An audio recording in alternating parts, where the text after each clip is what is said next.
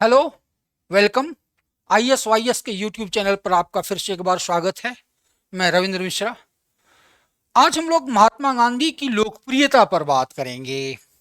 महात्मा गांधी की लोकप्रियता, उस संदर्भ में हम लोग यह देखने की कोशिश करेंगे लोकप्रियता या प्रसिद्धि या सफलता।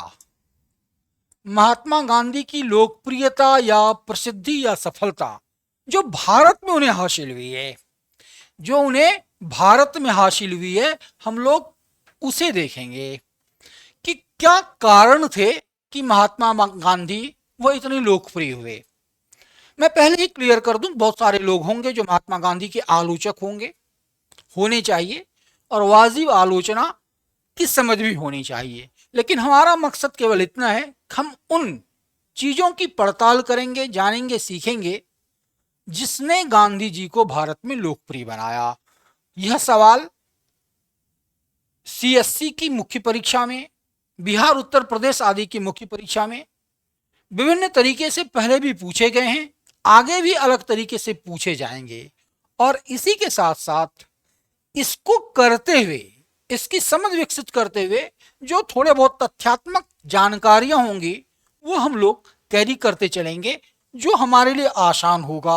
आसान इसलिए भी होता है कि आप केवल मिर्च खाएंगे तो वह तीखा लगेगा, लेकिन आप लंच या डिनर के साथ एक आध हरी मिर्च लेकर अगर खाएंगे तो तीखा नहीं लगेगा, बल्कि वह बड़े आराम से आप उसे ग्रहण भी करेंगे और वह आपके भोजन को और स्वादिष्ट बनाएगा। तो तथ्यों का संग्रह केवल अलग से नहीं, कॉन्सेप्चुअल चीजों के साथ अगर आप करते जाते हैं तो बहुत आसान होता है। तो आइए हम लोग गांधी जी की लोकप्रियता या सफलता के विषय में देखते हैं। हम दक्षिण अफ्रीका से गांधी जी भारत जब आए, हम यहीं से अपनी बात शुरू करेंगे। 9 जनवरी 1915 फाइनली आना। उसके पहले वो बीच में आए थे। 93 में जाने के बाद आप में से बहुतों को पता होगा कि गुजराती व्यापारी दादा अब्दुल्ला के मामले की देखरेख के लिए वो वहां गए थे। महात्मा गांधी वकालत पढ़ने के लिए ब्रिटेन गए, वहां से वकालत पढ़ के आए, और जाहिर है कि वकालत के पैसे से दो पैसे रोजी रोटी भी कमाना चाहते थे। तो एक बात ध्यान रखेंगे कि वर्तमान मुंबई या तब के बंबई में इन्होंने यह कोशिश की और विफल हुए या असफल हुए, यानी एक वकील के तौर पर महात्मा गांधी असफल हो गए। इन्हें छोटे मोटे काम करने पड़ते थे, हम उस पर नहीं जाएंगे। और तब एक ऐसा मामला आया कि दक्षिण अफ्रीका में दादा अब्दुल्ला ने किसी ऐसे व्यक्ति को उनको किसी ऐसे व्यक्ति की जरूरत थी, तो दादा अब्दुल्ला ने इन्हें बुलाया, ये गए थे। तो यहां एक बात ध्यान में रख लेंगे कि यह गांधी जी की व्यक्तिगत असफलता थी। एक वकील के तौर पर मुंबई में सफल नहीं होना, दुनिया में ऐसी खूबसूरत असफलताएं बहुत कम होती हैं। एक व्यक्ति की यह असफलता पूरी दुनिया और मानवता के लिए जिस दिव्य और भव्य सफलता में तब्दील हो गई, हम यह चाहेंगे कि तमाम ऐसे लोगों को या ऐसी असफलताएं ऐसे लोगों को मिले जो उनकी व्यक्तिगत असफलता संसार के लिए, मानवता के लिए वह एक शानदार, दिव्य, भव्य, मानवीय सफलता में बदल जाए। खैर, लौट कर हम लोग आते हैं। तो दक्षिण अफ्रीका में जब यह गए, आप सभी लोगों को बहुत सारी बातें पता होंगी। डरबन गए, फिर ये ट्रेन से यात्रा कर रहे थे मेरिट्सबर्ग में, वाजिब टिकट होते हुए भी इनको उतार कर फेंक दिया गया, ये तमाम कहानियां। और इन्होंने वहां दक्षिण अफ्रीका में रहने वाले भारतीयों की दुर्दशा से अपनी दुर्दशा को जोड़ा कि मैं एक पढ़ा लिखा, कोट पैंट पहनने वाला व्यक्ति हूं, और मगर मेरे साथ अगर ऐसा हो सकता है तो उन भारतीयों के साथ क्या होगा। और तब उन्होंने पहली बार भारतीयों की समस्याओं को लेकर, अंग्रेजी शासन के खिलाफ, अफ्रीका भी ब्रिटेन का उपनिवेश था, वहां लड़ाई शुरू करने की कोशिश की, उसका श्री गणेश किया, उसका आगाज किया। अफ्रीका में जो लोग थे वह सामान्य तौर पर ज्यादातर बेपढ़े लिखे लोग थे। विभिन्न, लेकिन ध्यान रखेंगे कि अफ्रीका में जो भारतीय समुदाय था, यह भारतीय समुदाय बेसिकली भारत का ही एक छोटा प्रतिरूप था। यानी यहां भारत के सभी या विभिन्न धर्म समुदाय के लोग थे, जैसे हिंदू थे, मुसलमान थे, पारसी थे, आदि आदि। विभिन्न क्षेत्रों के लोग थे, जैसे वह दक्षिण भारतीय थे, गुजराती थे, मारवाड़ी थे, मराठी थे, हिंदी पट्टियों के कुछ लोग थे। विभिन्न वर्गों के लोग थे, कुछ लोग व्यापारी थे, कुछ लोग मजदूर थे, जो एग्रीमेंट के तहत वहां ले जाए गए थे और काम करते थे। इनकी भयानक दुर्दशा थी, उसकी चर्चा नहीं, और इसके खिलाफ उन्होंने आंदोलनों की शुरुआत की और 1907 ईस्वी में अपने आंदोलन के तरीके को उन्होंने नाम दिया सत्याग्रह। और दक्षिण अफ्रीका में विभिन्न आंदोलन करते हुए जो भारतीयों के मूल अधिकारों के खिलाफ कानूनों, जो कानून बनाए गए उन कानूनों के खिलाफ लड़ाई में उन्होंने यह अस्त्र विकसित किया, जिसमें सत्य और अहिंसा यह उनके मुख्य हथियार थे। इस पर हम आगे और बात करेंगे। और वहां उन्होंने थोड़ी बहुत सफलता अर्जित की, और इस सफलता को अर्जित करके वह भारत आए थे। अफ्रीका की ज्यादा कहानी हम नहीं कहेंगे। तो अफ्रीका से वो सफलता अर्जित करके आए थे, तो भारत में उनकी प्रसिद्धि का एक कारण तो यह था कि वो दक्षिण अफ्रीका से सफल होकर आए थे। तो चूंकि दक्षिण अफ्रीका से सफल होकर आए थे, तो भारत में थोड़ा बहुत तो उनका नाम हो चुका था, क्योंकि भारतीय अखबारों में और तमाम साधनों से यह कहा जाता था कि कोई मोहनदास है जिसने दक्षिण अफ्रीका में अंग्रेजों के खिलाफ लड़ाई लड़ते हुए उनको बहुत बहुत बार झुकने पर मजबूर किया है। अंग्रेजों से वह डरता नहीं है। तो इस नाम के पीछे यह भी था कि वह आदमी निर्भय है। जब वह भारत आए तो उसी ब्रिटिश उपनिवेश, जैसा ब्रिटिश उपनिवेश दक्षिण अफ्रीका था वैसा ही भारत था। वो तो गए थे तो भी उपनिवेश ही था। तो अब जब वो भारत आए तो भारत में कांग्रेस के तहत कुछ एक्टिविटीज हो रही थी। आप में से बहुतों ने सूरत कांग्रेस विभाजन का वीडियो देखा होगा, और अगर नहीं देखा होगा तो देख लेंगे, उसे हम लिंक में डाल देंगे। वहां से आपको पता चलेगा कि तब तक कांग्रेस क्या कर रही थी। तो 7 में कांग्रेस का 1907 में विभाजन हो गया था। अब वो उतनी बड़ी संस्था नहीं थी। तो गांधी जी जब भारत आए तो गांधी जी अपने राजनीतिक गुरु गोखले को मानते थे। तो जब भारत आए तो भारत में कोई भी काम करने के पहले उन्हें 2 लोगों, गोपाल कृष्ण गोखले और मोहम्मद अली जिन्ना,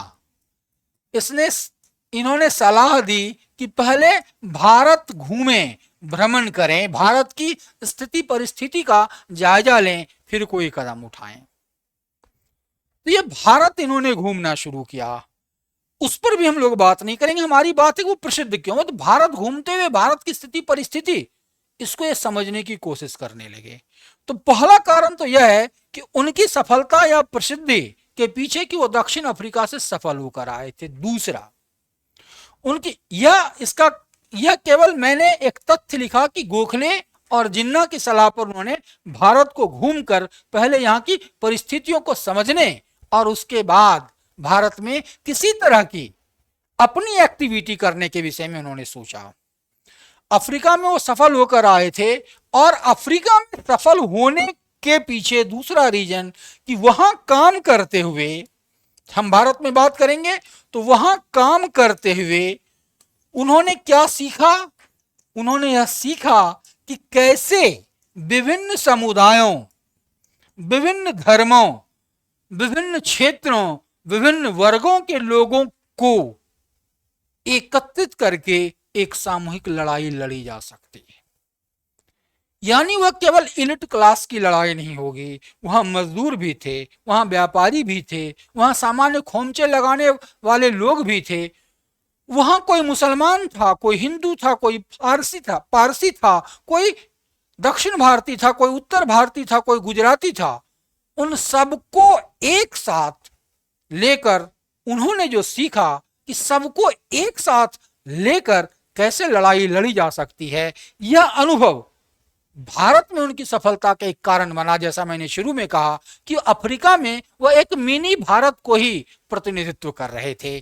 ठीक, एक अब तीसरी बात, उनका जो एक राजनीतिक दर्शन था उसमें खास करके सत्य प्लस अहिंसा, इसकी बहुत बड़ी भूमिका थी। सत्य को लेकर आग्रह था, तो वह जिस चीज को अपनी समझ से समझते थे कि सत्य का पक्ष ये है, तो वह उस सत्य के पक्ष के लिए खड़े होते थे और उसके लिए हिंसात्मक साधन नहीं बल्कि अहिंसा का उपयोग करते थे।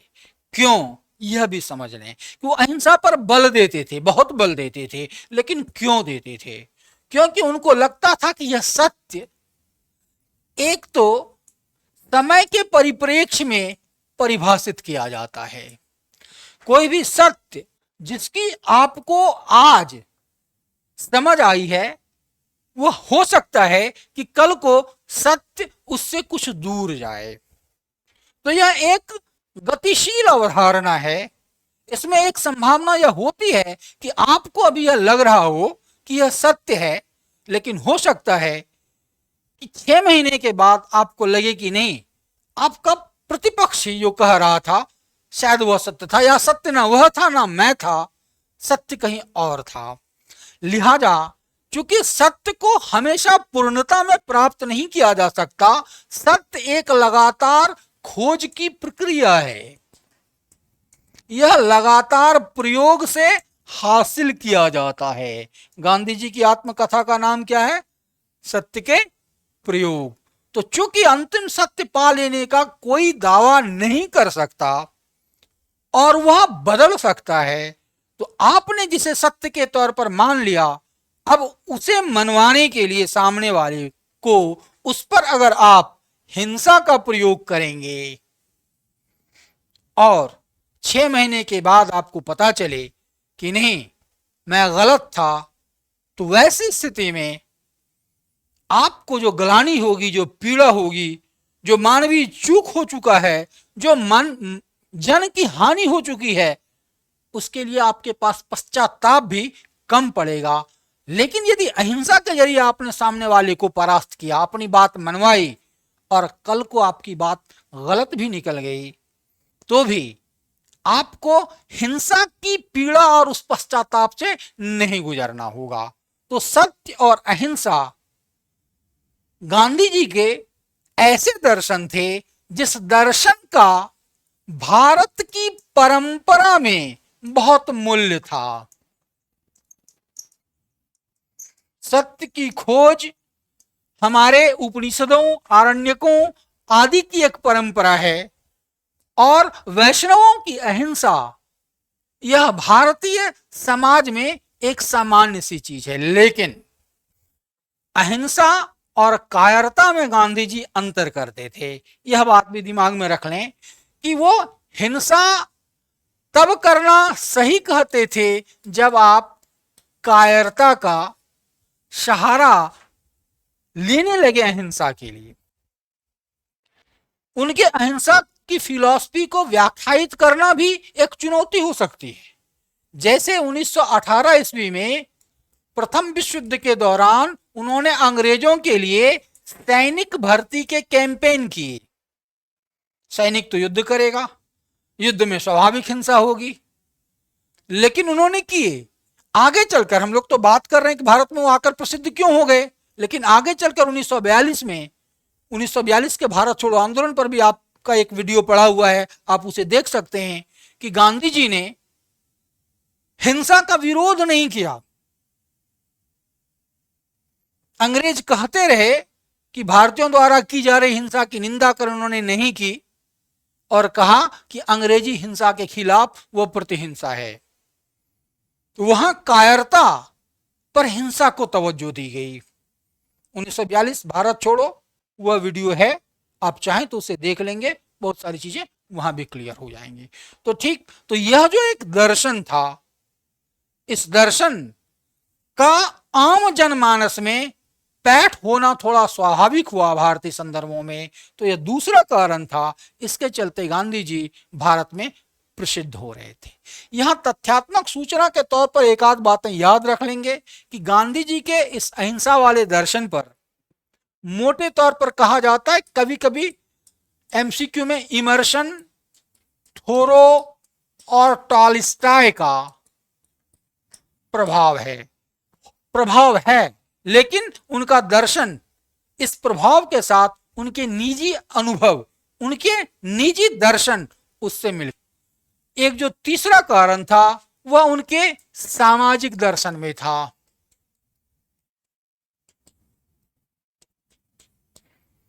सामाजिक दर्शन में था। यह सामाजिक दर्शन गांधी जी का 1909 ईस्वी में उन्होंने एक किताब लिखी थी, हिंद स्वराज।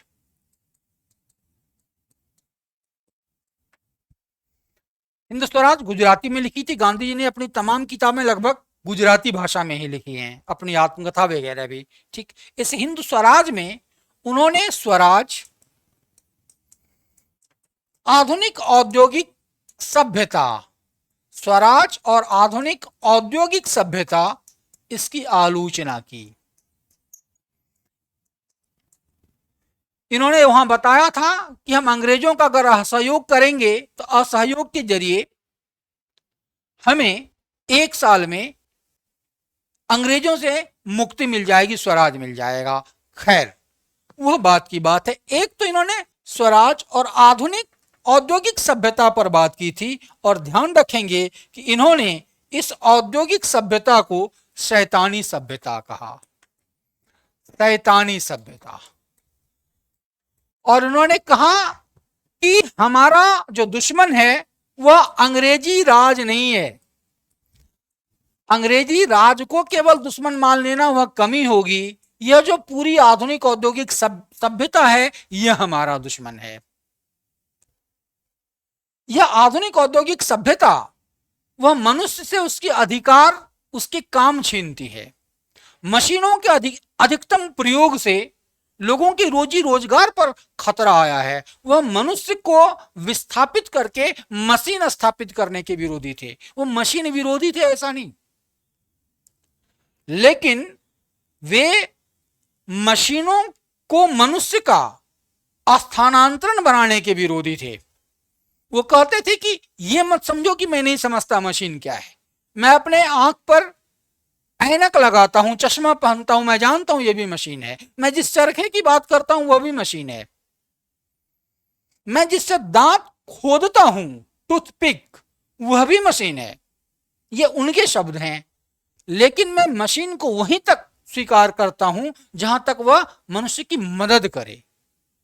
मनुष्य को हटा दे वैसे मशीन और वैसी औद्योगिक सभ्यता मंजूर नहीं है, और यह औद्योगिक सभ्यता हमारे विनाश का कारण है। इसलिए अगर अंग्रेजों को भगा दिया जाएगा और यही समाज रहेगा तो वह अंग्रेजों के बिना अंग्रेजी राज होगा। उन्होंने कहा यह जो औद्योगिकरण है यह लोभ को बहुत बढ़ावा देता है। वह कहते थे कि पूरी दुनिया का पेट भरने के लिए इस सभ्यता में सब कुछ है, लेकिन किसी एक की पेटी भरने के लिए नहीं। आपको अगर लोभ शुरू हो जाए, गांधी जी के इस कथन को समझें कि पूरी दुनिया का पेट भरने के लिए सब कुछ है प्रकृति में, लेकिन एक आदमी की भी पेटी भरने के लिए नहीं। आप इसे ऐसे समझ सकते हैं कि लोभ का अगर निराकरण ना किया जाए तो आज आप जहां हैं, आपने उस मोहल्ले में एक घर बनाया, लगेगा 4 और घर होने चाहिए। एक गाड़ी खरीदी, वो वाली गाड़ी भी होती, वो वाली गाड़ी भी होती, वो वाली। धीरे धीरे आप पूरा मोहल्ला, उसके सारे घर ले लें, पूरी कॉलोनी के 500 गाड़ियां रख लें, आपको लगेगा पूरा जिला आपका होता, लगेगा पूरा वह प्रांत होता। आपका कभी पेट भर ही नहीं सकता।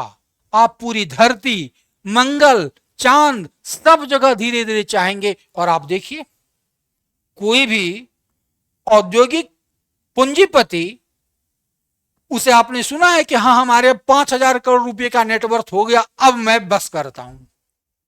ऐसा नहीं होता। वह चाहते कि 10,000 करोड़ हो जाए। तो यह गांधी जी नीड और ग्रीड, आवश्यकता और लोभ के बीच में अंतर करते थे। और यह जो वह करते थे, यह भारतीय जनमानस में संतोष जैसी परंपरा है, उसने भारतीय जनमानस को प्रभावित किया, जिससे कि वो प्रसिद्ध हुए। इसी के साथ साथ इस सामाजिक दर्शन की, इसकी हिंद स्वराज में उन्होंने इस किताब में कहा कि रेल, वकील और डॉक्टर यह भारतीय लोगों के लिए दुश्मन हो गए हैं, यह हमें विनष्ट करने के साधन है, ये सभी आधुनिक औद्योगिक सभ्यता की देन है। उन्होंने कहा कि रेल क्या करता है कि यह जो है एक जगह से दूसरे जगह जाते हुए उसकी अच्छाई भी है। उन्होंने जो आलोचना की हम उसकी बात करेंगे। आप कह सकते हैं कि रेल अगर बुराई जल्दी से फैला देती होगी तो अच्छाई भी फैला देती होगी, इसमें कोई दो राय नहीं।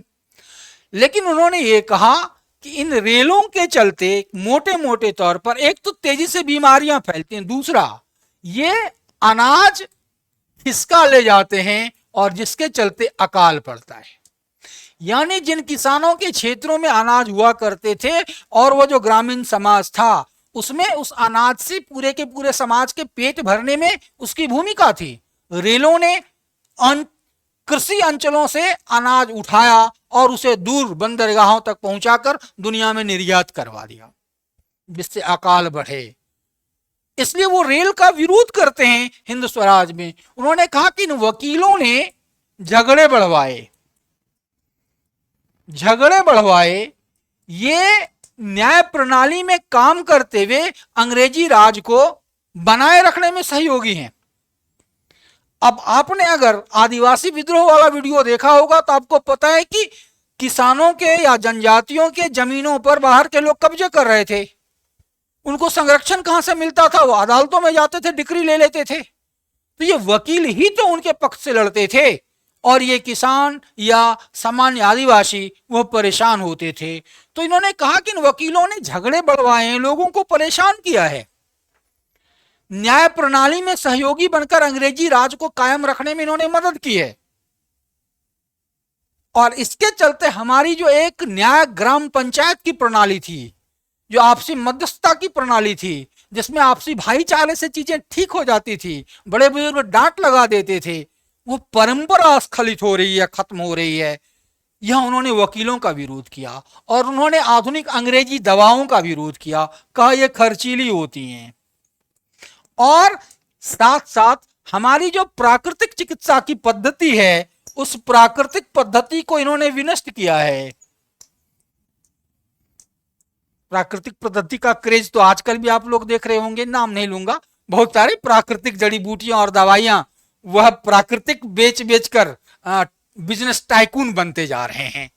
तो खैर, लेकिन गांधी जी का मामला अलग। तो उनका हमारी जो प्राकृतिक चिकित्सा पद्धति थी वह विनष्ट हुई। दूसरा, इसे ऐसे समझे, विनोदी स्वभाव के थे गांधी जी के, स्वभाव में विनोद था। कहा कि मान लीजिए हम लोग पहले खाना खाते थे तो उतना ही खाते थे जितना हमें हजम हो। अब आज हाजमौली जैसी चीजें अगर आ जाएं तो लोग नहीं चाहते हुए स्वादिष्ट खाने के चक्कर में कुछ ज्यादा खा लेते हैं। बाद में वह दवाइयां खाते हैं, डॉक्टरों के पास जाते हैं, तो अनावश्यक खाना भी हुआ, बीमार भी पड़े। और हमारी पहले प्राकृतिक चिकित्सा पद्धति थी 4-6 घंटे फिर आराम से भूखे रहे, थोड़ा गुनगुना पानी पिया और तमाम बातें। महंगी दवाइयां हैं जो गरीब अफोर्ड नहीं कर सकते, गरीबों की पहुंच से बाहर है। तब आप सोचिए कि जिन किसानों को अदालतों के चलते अपने जगह जमीन लुटाने पड़ गए, जो लूट लिया गया, उन पर कितना अच्छा प्रभाव पड़ा होगा गांधी जी की चीजों का। औद्योगिकरण के चलते जिन मजदूरों के जीवन पर संकट आया होगा, उन्हें गांधी जी का यह विचार लोकप्रिय लगा होगा। आधुनिक अंग्रेजी शिक्षा की भी उन्होंने बुराई की, तो जिन लोगों ने पढ़ लिख भी लिया होगा और वो बेरोजगार रह रहे होंगे, उनको भी गांधी जी के विचारों ने आकर्षित किया होगा।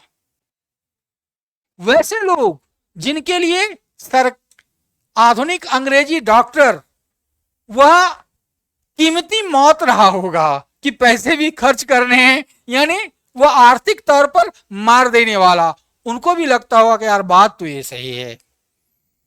तो इनके इन चीजों के जरिए, इनकी इस फिलॉसफी ने उन्हें लोकप्रिय बनाया, उन्हें लोकप्रिय बनाया, वो लोकप्रिय हुए।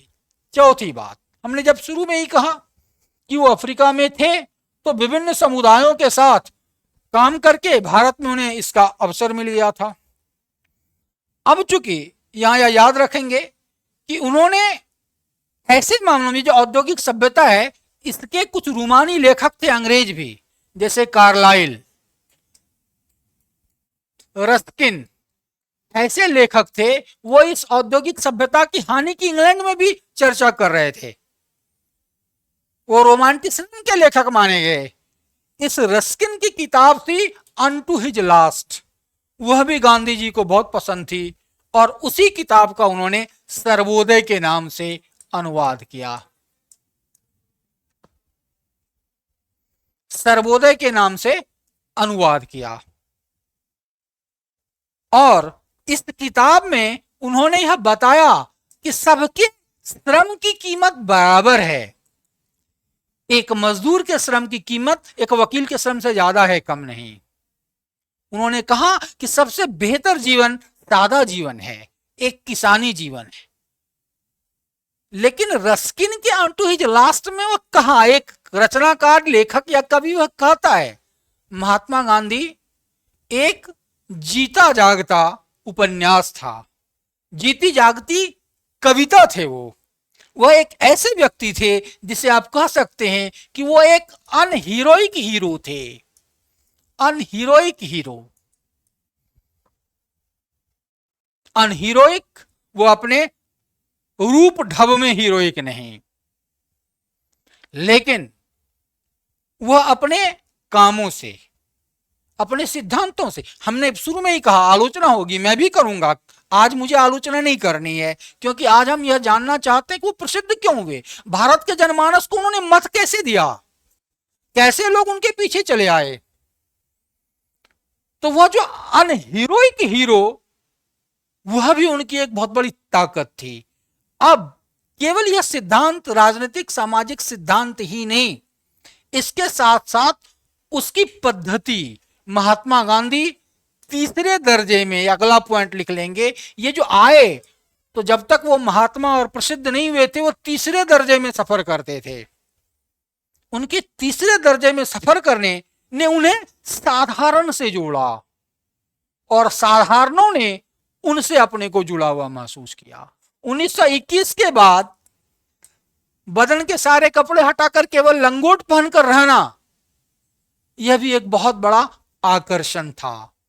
अंग्रेजी में बोलने वाले नरमदली कांग्रेस के लोगों, जिसकी चर्चा हमने की है कांग्रेस के सूरत विभाजन में, आप वो वीडियो देख सकते हैं। नरमदलीय चरण में या ऐसे वो पढ़े लिखे लोगों की तरह उस इंग्लिश में नफीस अंग्रेजी में बात नहीं करते थे, बल्कि वह आम हिंदुस्तानी में बोलते थे, आम हिंदुस्तानी भाषा में बात करते थे, जिसे हम आज हिंदी कहते हैं। वह जो तब हिंदुस्तानी जुबान कहलाती थी, उसमें बात करते थे। भारत में लोगों के भीतर एक राम राज्य, वह एक हमेशा से कल्पना रहा है। और महात्मा गांधी तुलसीदास की किताब रामचरितमानस इसका बिंब विधान के तौर पर इस्तेमाल करते थे। जैसे मान लीजिए तुलसीदास ने अपने मानस में लिखा हो कि जासु राजपुरी प्रजा दुखारी तो नृप अवसि नरक अधिकारी, कि जिस राजा के राज में प्रिय प्रजा दुखी हो वह नरक जाता है। ब्रिटिश राज में प्रजा दुखी है, उसे नरक जाना है, नरक नहीं जा पाए तो भेजो, क्योंकि तुलसीदास ने यह भी लिखा है कि राज करे बिनु काज ही करे कुचाली कुसाज, तुलसी ते दस्कन जो जइए सही समाज। कि जो ऐसा बुरा राज करता है रावण की तरह, अपने पूरे समाज के साथ मारा जाता है। तो ऐसे बिंब विधानों का प्रयोग करते थे। यहां ध्यान रखेंगे कि गांधी जी ने यह कहा है कि उनके लिए रामचरितमानस, जिसे वो रामायण कहते थे, रामायण, उन्होंने कहा है कि मेरे लिए भक्ति का सबसे बड़ा ग्रंथ, इसे ही मानते थे। और यही हम लोग बात कर लेते हैं ऐसे ही सूचना के तौर पर। भगवत गीता दर्शन का सबसे बड़ा ग्रंथ वो इसे मानते थे। खैर, तो यह जो राम राज्य या जो बिंब विधान था रामचरितमानस का, वह लोगों को आकर्षित करता था। इसी के साथ साथ उन्होंने जो एंट्री की इस हीरो ने, जो ये अनहीरोइक हीरो है, इसकी एंट्री वैसी ही थी। यह पहली महत्वपूर्ण सार्वजनिक उपस्थिति 1916 ईस्वी में BHU बनारस हिंदू यूनिवर्सिटी के उद्घाटन समारोह में होता है। और यहां तमाम वो लोग हैं जो भारत में प्रसिद्ध हैं। यहां तमाम वो लोग हैं जो भारत में प्रसिद्ध हैं, चाहे एनी बेसेंट हो या मदन मोहन मालवीय हो। गांधी भारत में प्रसिद्ध नहीं है उस सेंस में। मैंने कहा थोड़ी बहुत तो उनके विषय में, तो यहां वो भी आमंत्रित थे। तो उस आमंत्रण में वो एक ऐसे अतिथि थे जो हाई फाई नहीं थे, ठीक है। और सभी लोग राजे महाराजे फलाने ढिमकाने बमकाने आए हुए थे। वो एकदम से कोट या वो सोने चांदी जड़े हुए महंगे महंगे कपड़े जूते, उस गर्मी टाइप के मौसम में भी सबने कुछ कुछ बोला। लेकिन इस आदमी ने, गांधी जी ने बोला कि मैं यहां देख रहा हूं कि यहां जो लोग आए हैं वह अपने देश के किसान, मजदूर, गरीब लोगों के विषय में नहीं सोच रहे हैं, इनके हक का खाकर या ओढ़ कर आए हैं। आपने ये जो महंगे महंगे कपड़े वगैरह पहन रखे हैं और इस शानो शौकत से रहते हैं, इसमें से उनका अंश अगर निकाल दें तो अपने देश के बहुत बड़े हिस्से में किसान, मजदूर, गरीबों की भलाई हो जाएगी। टोन सेट करना तो आप लोग समझते होंगे। तो यही गांधी ने टोन सेट कर दिया कि मैं आगे भारत में बात करूंगा तो किसकी करूंगा। यह इलिट क्लास से नीचे आम जनों, गरीबों, मजदूरों, किसानों की बात करूंगा। और ऐसा ही हुआ। उन्होंने आगे चंपारण, खेड़ा, अहमदाबाद की जो 3 पहले सत्याग्रह भारत में किए, वह किसानों की समस्या और औद्योगिक मजदूरों की समस्या थी। और यह दिमाग में रख लें कि इनकी प्रसिद्धि का एक और बड़ा कारण यह था कि इन्होंने लोगों को निर्भय बनाया। इनका जो एक्ट था वह निर्भयता देता था। चंपारण में इन्हें ऑर्डर दिया गया कि आप खाली छोड़ दो, शहर से निकल जाओ। इन्होंने कहा नहीं जाऊंगा, अपराध है तो सजा दे दो। लेकिन चूंकि मैं यह मानता हूं कि आपका यह कानून बुरा है, तो मुझे मानवीय हक है कि मैं उसका विरोध करूं। अभी तक तो अंग्रेज आकर बोल देता होगा किसी को तो हाट बाजार खाली हो जाते थे। लोगों ने देखा ये कौन आदमी है, सामान्य वेशभूषा वाला एक आदमी उस भयानक अंग्रेजी सत्ता के सामने तनकर खड़ा है और कहता है मैं जाऊंगा नहीं। बाकी तुम्हारे पास जितनी शक्ति है उस शक्ति का सख्ती से इस्तेमाल कर लो। मजबूती गांधी का ही नाम था, ठीक है। तो इससे क्या हुआ कि लोग निर्भय बने। और इसी से लगा हुआ है कि उनकी प्रसिद्धि में इसलिए अफवाहों की भूमिका। जितने भी पॉइंट हैं आप लोग लिखते चलेंगे, मैं नंबर लिखना भूल गया, वह कोई इशू नहीं है। अब चूंकि महात्मा गांधी चंपारण में ऐसा किया, खेड़ा में ऐसा किया, तो यह समाज कैसा है? गांव, गरीब, अफवाहों में जीने वाले लोग। गांव कैसे जीता है? वो अफवाहों में जीता है, गांव की मुदंतियों में जीता है, गांव किसी भी चीज को बड़ा कह के बताने में जीता है। कम से कम तब तो जीता ही था। अब ये गांधी जी के किस्से लोगों तक पहुंचे तो कैसे पहुंचते थे? किस्सा तो जो हुआ वह पहुंचा कैसे? अरे अंग्रेज आया, कहा कि चले जाओ, एक मंत्र बोला गांधी ने, अंग्रेज छू मंतर हो गया। कथा ये गई। कोई कह रहा है कि मैं गांधी जी का विरोध कर रहा था, गन्ने के खेत की तरफ से आ रहा था, अचानक से पत्थर आने लगे, फिर मैंने हे गांधी हे गांधी हे गांधी गांधी कहा, पत्थर बरसने बंद हो गए। किसी ने कहा कि वो बैठकर गन्ने के गुड़ बनाने के क्रम में गांधी का विरोध कर रहे थे, गन्ने की वह रस की पूरी कढ़ाई टूट गई, विरोध बंद किया, अपने आप कढ़ाई जुड़ गई। यानी महात्मापन। तो गांधी के महात्मा की छवि वह अफवाहों के जरिए लोगों तक पहुंच रही थी, उनका रहन सहन और बाकी तमाम चीजें, इसके जरिए गांधी भारत में लगातार प्रसिद्ध होते रहे, सफल होते रहे।